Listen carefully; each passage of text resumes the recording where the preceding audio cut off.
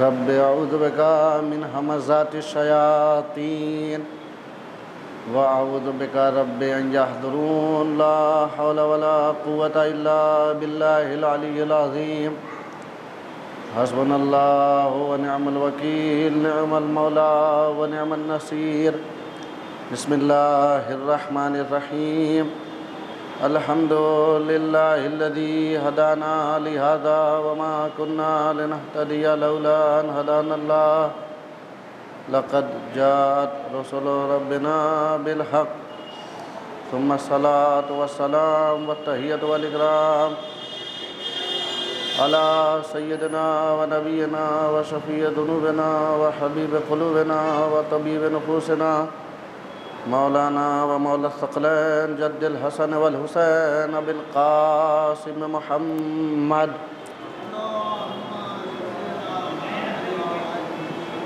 وآلہ الطیبین الطاہرین المعصومین المظلومین المنتجبین المنتخبین واللعنۃ الدائمۃ الباقیۃ علی اعدائہم اجمعین من الآن إلى صباح يوم الدين أما بعد فقد قال الله تبارك وتعالى في كتابه المبين بسم الله الرحمن الرحيم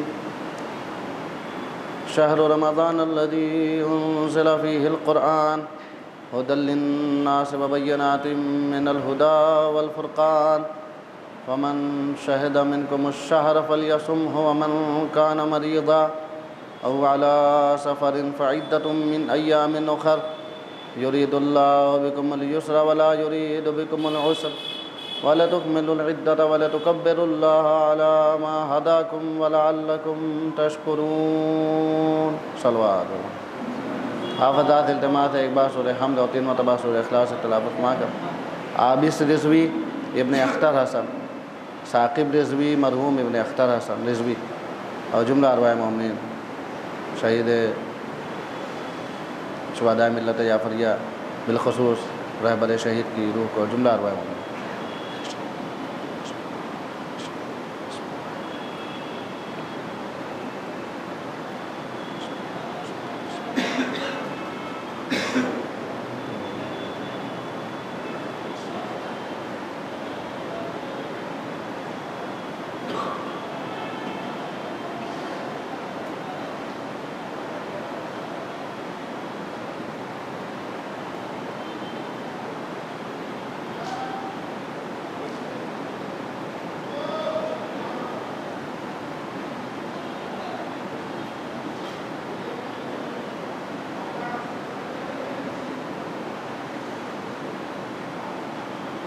ماہ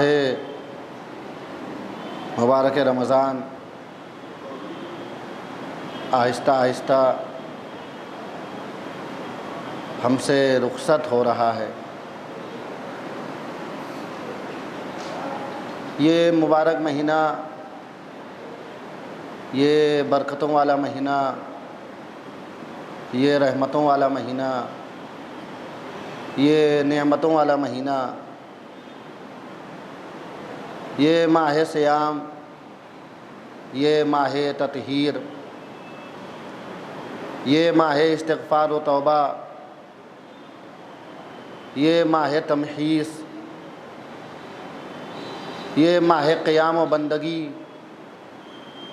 یہ ماہ عبادت و اطاعت، یہ خود کو گناہوں سے پاک کرنے کا مہینہ، یہ اپنے وجود کو مبارک بنانے کا مہینہ۔ یہ مہینہ نہیں ہے، دراصل اللہ کی رحمتوں کا بحر بے کراں ہے۔ یہ اللہ کی رحمتوں کا ایک سمندر ہے، طہارتوں کا سمندر ہے۔ وہ سمندر کہ اللہ نے ہمیں اس مہینے میں موقع فراہم کیا ہے کہ ہم اپنے گناہوں کو اس طہارتوں کے سمندر میں غوطہ لگا کر دھو لیں اور اپنے پورے پیکر کو مطہر و طاہر بنا لیں۔ اپنی روح کو طاہر کر لیں، خود کو پاکیزہ کر لیں۔ یہ ہم سے رخصت ہو رہا ہے اہل ایمان کے لیے، اللہ کے برگزیدہ بندوں کے لیے، متقی اور پرہیزگار افراد کے لیے یہ بڑے غم کی گھڑی ہے۔ اللہ جانے آئندہ برس یہ مہینہ ہمیں نصیب ہو کہ نہ ہو، یہ مبارک مہینہ ہم سے رخصت ہو رہا ہے۔ اللہ کے متقی بندے، اللہ کے پرہیزگار بندے، اولیاء، عرفاء، وہ جو اللہ کے دوست ہیں، وہ جو اللہ کے ولی ہیں، وہ جو اس مہینے کی معرفت رکھتے ہیں، ان کے بارے میں ملتا ہے کہ جب یہ مہینہ رخصت ہوتا تھا تو وہ غمگین ہو جاتے تھے، وہ مغموم ہو جاتے تھے، وہ رنجیدہ ہو جاتے تھے، ان کی آنکھیں اشکبار ہو جاتی تھی۔ کیوں؟ اس لیے کہ انہیں اس مہینے کی معرفت ہے، وہ اس مہینے کو پہچانتے ہیں۔ ہم ماہ رمضان رخصت ہو جاتا ہے تو سمجھتے ہیں کہ ہم آزاد ہو گئے۔ اللہ اکبر! یہ کیسی آزادی؟ ماہ مبارک رمضان کیا کوئی قید کا نام تھا؟ ماہ خدا کیا کوئی زندان ہے، کوئی جیل ہے؟ تف ہے، ویل ہے، افسوس ہے ان افراد کے لیے جو ماہ مبارک رمضان کے بعد خود کو آزاد سمجھتے ہیں۔ نہیں، آزاد تو شیطان خود کو سمجھتا ہے۔ اب انسان اپنا محاسبہ کرے، کہیں اس کے اندر شیطان تو حلول نہیں کر گیا ہے کہ ماہ مبارک رمضان کے بعد اس کے اندر شیطان کی صفت آ گئی ہے۔ ماہ مبارک رمضان بعد صرف شیطان کو کہنے کا حق ہے کہ میں آزاد ہو گیا، اللہ کے بندوں کو یہ کہنے کا حق نہیں ہے کہ میں آزاد ہو گیا۔ یہ کیسی آزادی؟ گناہوں کے لیے آزادی؟ استغفر اللہ! گناہوں کے لیے آزادی کسی مہینے میں نہیں ہے، گناہوں کے لیے آزادی کسی دن نہیں ہے، گناہوں کے لیے آزادی کسی لمحے میں نہیں ہے۔ اللہ گناہ کے لیے ہمیں ایک لمحے کے لیے آزادی نہیں دیتا۔ اللہ چاہتا یہ ہے کہ ہمارا ہر بندہ ہر وقت گناہوں سے دور رہے، ہر وقت جنتی بننے کی کوشش کرے، ہر وقت شیطان کے مکر و فریب سے دور رہے۔ شیطان تو اپنا جال بچھانا چاہتا ہے۔ ہاں، یہ اللہ نے ایک مہینہ جو ہمیں فراہم کیا ہے، اور اس مہینے میں ہمیں ایک آیت کی تلاوت کا ثواب پورے قرآن کا ثواب دیا ہے، یہ اس لیے دیا ہے کہ ہم اس مہینے میں مشق کریں، ہم اس مہینے میں مشق کرتے کرتے عادی ہو جائیں، اور یہی مشق ہمارے آئندہ 11 مہینے آنے والوں میں جاری رہے۔ اگر ہم اس ماہ مبارک میں زیادہ سے زیادہ عبادت کرتے ہیں تو آئندہ آنے والے مہینوں میں بھی زیادہ سے زیادہ خدا کی اطاعت کریں، خدا کی عبادت کریں۔ اگر اس ماہ مبارک رمضان میں ہم گناہوں سے پرہیز کرتے ہیں تو آنے والے ایام میں بھی ہم گناہوں سے دور رہیں۔ اگر ہم اس ماہ مبارک رمضان میں زیادہ سے زیادہ لوگوں کا خیال کرتے ہیں، غرباء و مساکین کا خیال کرتے ہیں، ان کی مدد کرتے ہیں، تو آنے والے مہینے میں بھی ان کی مدد کریں۔ اگر ہم اس ماہ مبارک رمضان میں خود کو گناہوں سے بچاتے ہیں تو آنے والے ایام میں بھی خود کو گناہوں سے بچائیں۔ اگر اس ماہ مبارک رمضان میں اپنے خدا کو راضی کرنا چاہتے ہیں تو آنے والے ایام میں بھی خدا کو راضی کریں۔ یہ کیسے ممکن نہیں ہے کہ ہم ماہ مبارک رمضان میں گناہوں سے دور رہیں اور ماہ مبارک رمضان سے بعد گناہوں سے دور نہ رہیں؟ وہی نفس جو ہمارے پاس ماہ مبارک رمضان میں ہے، وہی نفس عید کے بعد بھی ہمارے پاس رہتا ہے، لیکن ہاں خوف خدا ماہ مبارک رمضان میں زیادہ ہو جاتا ہے۔ انسان سوچتا ہے کہ ہمارا پروردگار ہم سے ناراض نہ ہو جائے، ہمارا پروردگار ہم سے خفا نہ ہو جائے۔ یہی خوف خدا اللہ ہم سے ہر مہینے میں چاہتا ہے۔ ماہ رمضان ہم سے رخصت ہو رہا ہے، ماہ رمضان ہم سے رخصت ہو جائے گا، لیکن ماہ رمضان کی رخصتی کا مطلب یہ نہیں کہ ہم عبادت کو بھی رخصت کر دیں۔ ماہ مبارک رمضان کا مطلب یہ نہیں کہ ہم تلاوت کو بھی رخصت کر دیں۔ ماہ مبارک رمضان کا مطلب یہ نہیں ہم پاکیزگی کو بھی رخصت کر دیں۔ ماہ مبارک رمضان کی رخصتی کا مطلب یہ نہیں ہم عبودیت کو رخصت کر دیں۔ ہم انسانیت کو رخصت کر دیں، نہیں، ماہ مبارک رمضان ہم سے رخصت ہوگا، عبادت رخصت نہیں ہوگی۔ ہر سال ماشاءاللہ ماہ مبارک میں وہ افراد جو عموماً پورے سال تلاوت نہیں کرتے وہ بھی تلاوت کرنے لگتے ہیں، وہ افراد جو عموماً پورے سال خدا کی عبادت نہیں کرتے وہ بھی عبادت کرنے لگتے ہیں۔ لیکن اس ماہ مبارک رمضان میں جو عبادت اور تلاوت کرتے ہیں اسے برقرار رکھنا چاہیے۔ اللہ کی کتاب ماہ رمضان میں جو ہم نے سیکھا ہے اس پر ماہ رمضان کے بعد عمل کی منزل ہے۔ قرآن کی آیت سے جو نورانیت حاصل کی ہے، خود روزوں سے آپ نے جو روحانیت حاصل کی ہے، اس روحانیت کو برقرار رکھنا ہے۔ تلاوت قرآن سے جو تعلیمات قرآن سیکھی ہے اس تعلیمات پر عمل کرنے کا موقع ہے، یا یوں کہوں کہ یہ سیکھنے کے ایام ہیں، اور ماہ رمضان بعد اس سیکھے ہوئے دروس کا امتحان ہے۔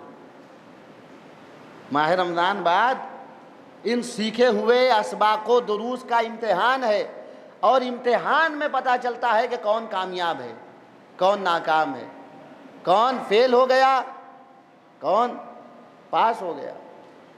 ماہ رمضان میں تو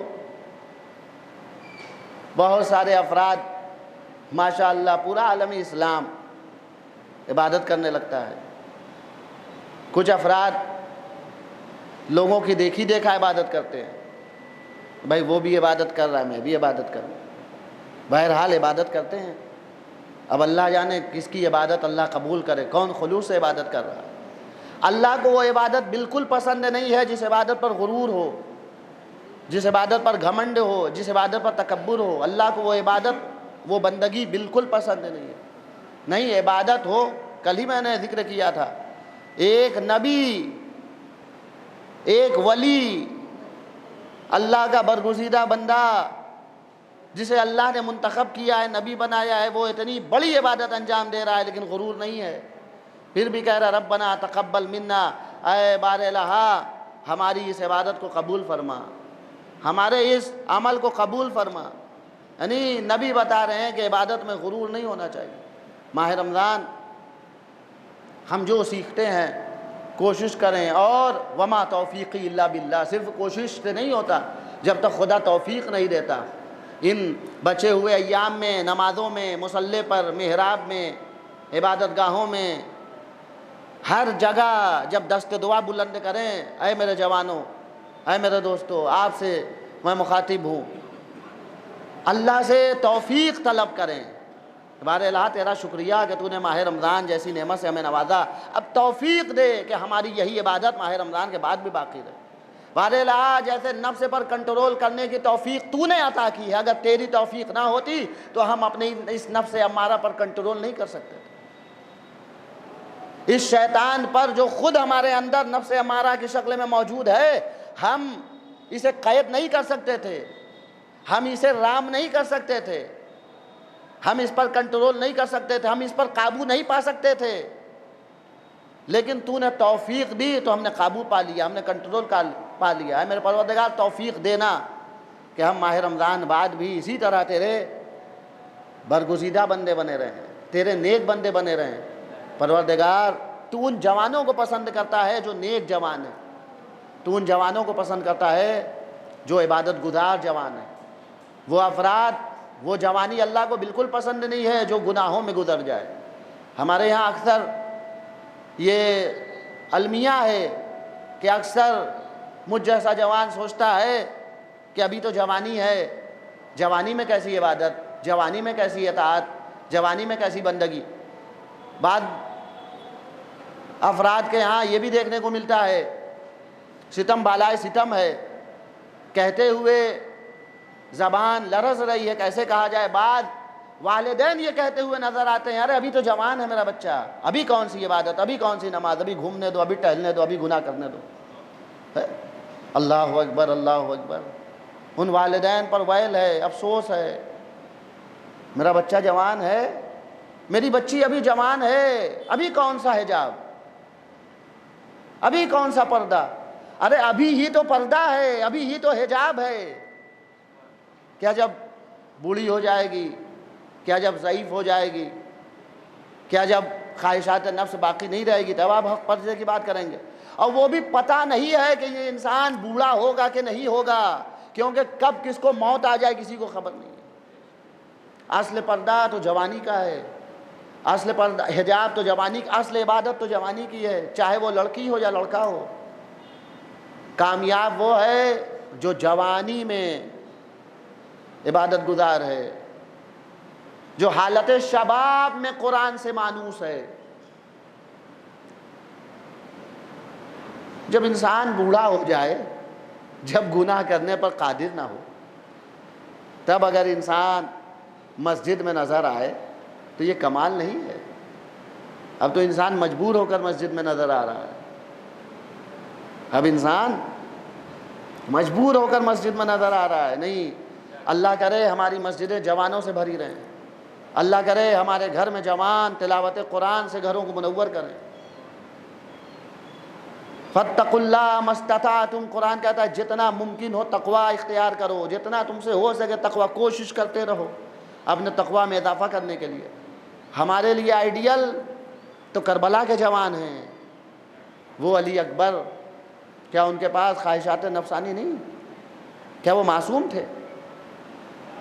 کیا وہ امام تھے کہ آپ کہہ دیں اللہ نے انہیں معصوم بنایا ہے؟ نہیں، اللہ اکبر، علی اکبر کی وہ جوانی جس پر امام کو فخر ہے۔ جب جناب علی اکبر نکلتے، ہم انہی کے غلام ہیں نا، ہمیں انہی کی غلامی کا دعویٰ ہے۔ جب علی اکبر نکلتے ہیں میدان جہاد کے لیے، امام حسین آسمان کی طرف نگاہ اٹھاتے ہیں اور کہتے ہیں پروردگار گواہ رہنا، اللہم شہد علی ہؤلاء القوم فقد برز الیہ غلام اشبہ الناس خلقا و خلقا و منطقا لرسولک۔ اے میرا پروردگار گواہ رہنا، اب تیری بارگاہ میں وہ جوان جا رہا ہے جو خلق میں، خلق میں، منطق میں، کردار میں، رفتار میں، گفتار میں، ہر چیز میں تیرے رسول کے مشابہ۔ اللہ اکبر، اس جوان پر ہمارا لاکھوں سلام ہو۔ آخر کیا کردار ہے، کیا اخلاق ہے، کوئی عام انسان نہیں کہہ رہا ہے کہ رسول کے مشابہ ہیں۔ اور یہ صرف مردوں کے لیے بھی نہیں ہے، یہ عورتوں کے لیے بھی نمونہ عمل ہے۔ یہ علی اکبر صرف مردوں کے لیے نمونہ، ہر جوان کے لیے، چاہے وہ لڑکا ہو یا لڑکی ہو، نمونہ عمل ہے۔ کوئی عام انسان نہیں کہہ رہا ہے، بلکہ وقت کا امام حجت خدا کہہ رہا ہے کہ یہ جس کا اخلاق بھی رسول کے جیسا، علی اکبر کا کردار بھی رسول کے جیسا، اللہ اکبر، رسول کے جیسا کہا ہے۔ اللہ اللہ، امام حسین رسول، ہم شکل پیغمبر کو جو رسول کی شبیہ ہے اس کو میدان جہاد میں بھیج رہے ہیں۔ یہ مسلمان ہے نا، ارے یہ کسی کو نہیں پہچانتے لیکن رسول کو تو پہچانتے ہیں نا۔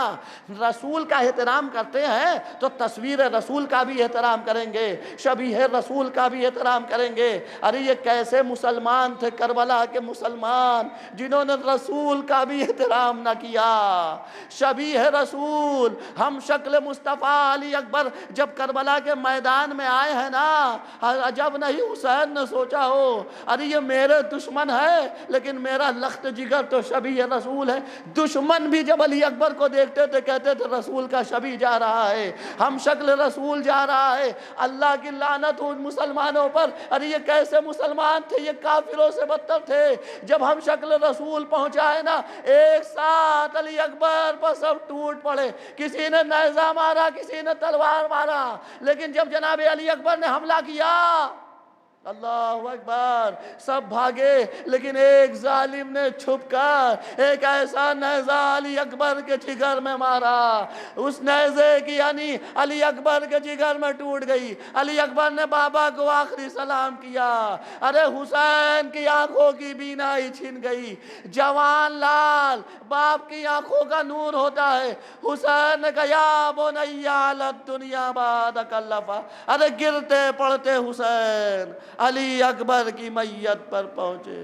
ظالموں نے رسول کو قتل کر دیا۔ اللہ اللہ، کربلا میں علی اکبر لہو لہاں، خاک و خون میں غلطاں، انا للہ و انا الیہ راجعون۔